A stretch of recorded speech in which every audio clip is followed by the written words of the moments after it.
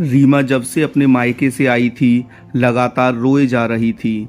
उसका मन किसी काम में नहीं लग रहा था। जैसे तैसे उसने अपने सास ससुर को खाना बनाकर खिलाया और जल्दी जल्दी बच्चों को भी खाना खिला दिया और सर दर्द का बहाना करके जाकर अपने कमरे में लेट गई। लेकिन आज उसके आंसू रुकने का नाम नहीं ले रहे थे। हर साल उसका भाई ही भाई दूज पर टीका कराने के लिए उसके पास आता था, लेकिन इस बार वो अपने आप ही टीका करने के लिए चली गई थी। रीमा के पापा की मृत्यु 2 साल पहले हो चुकी है और उसकी माँ अपने बेटे और बहू के साथ इसी शहर में रहती है। अमित उनका इकलौता बेटा है और अपनी बेटी की शादी कर चुका है और छोटा बेटा कॉलेज में पढ़ रहा है।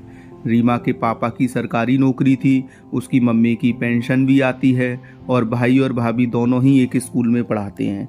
घर में किसी चीज़ की कमी नहीं है।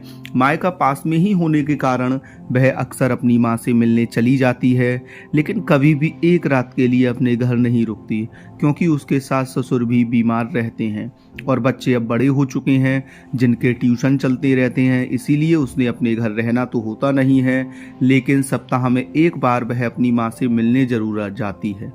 आज जैसे ही घर पहुंची तो बाहर अंदर से आई आवाज़ के कारण उसके कदम वहीं ठिठक गए।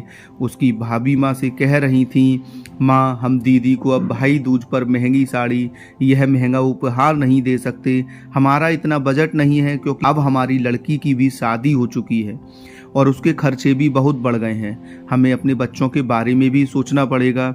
लेकिन माँ ने कहा, तुम दोनों मेरी बेटी पर कुछ खर्च नहीं करती, सारा मैं अपनी पेंशन से ही खर्च करती हूँ, इसलिए तुम्हें यह कहने का कोई हक नहीं है।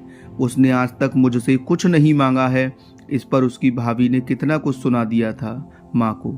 उन्हें मांगने की क्या जरूरत है, उन पर तो आप खुले हाथों से खर्च करती हो और आपसे मिलने भी केवल इस मकान के लालच में ही आती हैं, क्योंकि यह आपके नाम है।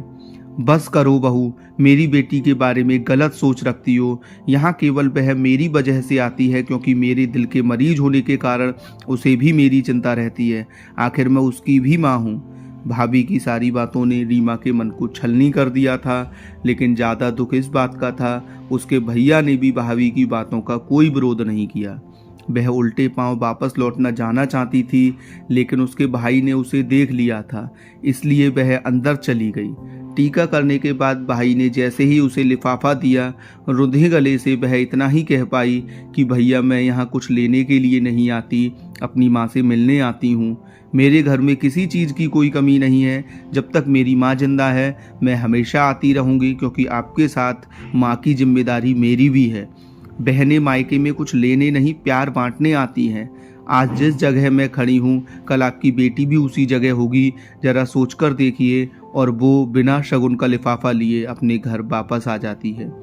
यूं तो अपनी गलती पर भाभी ने भी माफ़ी मांगी थी, लेकिन एक गांठ तो हमेशा के लिए पड़ गई थी।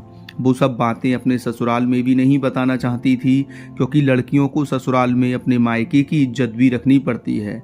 लेकिन वह अंदर से बहुत आहत थी और यही सोच रही थी कि शायद हमारे रिश्ते स्वार्थ पर ही टिके होते हैं। तो दोस्तों, आपको यह कहानी कैसी लगी हमें कमेंट करके अपने बारे में ज़रूर बताइए।